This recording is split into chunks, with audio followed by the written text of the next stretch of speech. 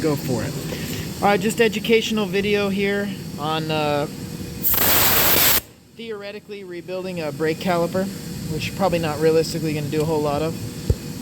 But that was how we pop it out. You're always going to want to use a block of wood, a rubber block, or similar. That way the piston doesn't get dinged up or totally fly out. Now, let's see what came out. We got the piston. We've got the boot right here. So the boots, this is really the dust boot. The dust boot's not the part that seals the brake fluid. The part that seals the brake fluid is in there, the square cut O-ring for the piston. So Armando, we'll go ahead and try to get that out. You might be able to get it out by hand, you might be able to pick it out. So if we were rebuilding this, that would be the seal that we're gonna need. You got a pick in your top drawer? Right on the left side, maybe? On a small one. There you go, that's the winner.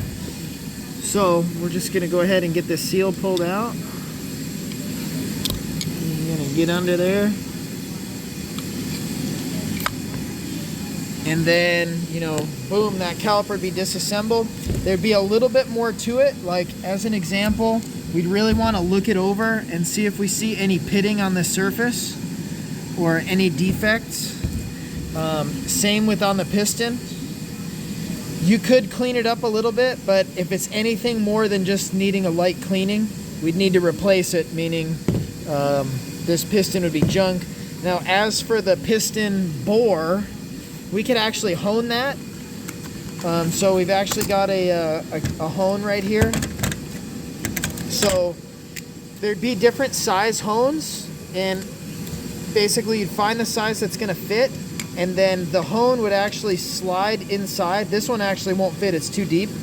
The hone would actually slide inside and spin, and these honing stones would basically polish it up and clean up any rust or minor pitting that would be in there. And then once it's done and honed, we would go ahead and we'd assemble with the new O-ring, a new boot, and a lot of times a new circlip or snap ring. And we do it with a specific type of lube here. You can't use oil or WD-40 or anything. You could use maybe brake fluid, but brake fluid doesn't tend to lubricate all that well, but it would be safe. So instead we'd use this brake cylinder assembly lube. So if this were a new O-ring, which it's not going to be, you know, I'll just show you kind of what this stuff is like. It's thicker than brake fluid, more viscous. So you can kind of see this is the type of lube that we would use.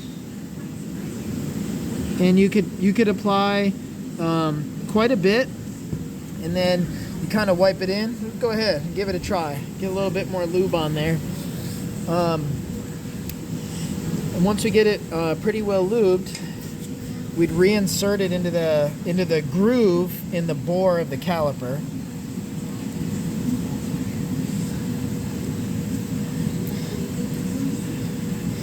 And the only other time you may really see or do this is if, let's say, you wanted to have your calipers powder coated.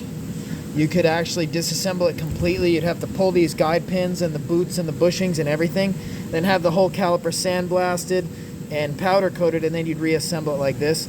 And then for the piston, each piston's a little bit different. This piston looks like we would probably need to have the boot on it first. So let's try to get that boot on there. Or sometimes the piston goes in and then the boot goes on. But for sure, this circlip is going to go in this groove in here to hold the boot in. So let's go ahead and we'll put some lube on that piston, and then we'll try to slide that piston in there. This is non-rehearsed, no practice, no nothing. We're just rolling it. And cleanliness is really the key here. So this is a practice exercise. You'd really need to have it totally clean. You know, it would be any dust or debris is going to cause some failure. And a brake failure is drastically different than, let's say, like an engine oil failure. So that's part of the reason we don't really typically overhaul calipers, to be honest. So go ahead and try to slide it in just like that. And then it should be nice and gentle and easy. Resistance Sometime- for the square tip seal. Yeah, sometimes we talk nice to it. Oh yeah. And then, yep, we'll go ahead and we'll position that boot kind of in its groove. And then when it'll fit, this circlip will go over top of the boot. And in that groove in the caliper.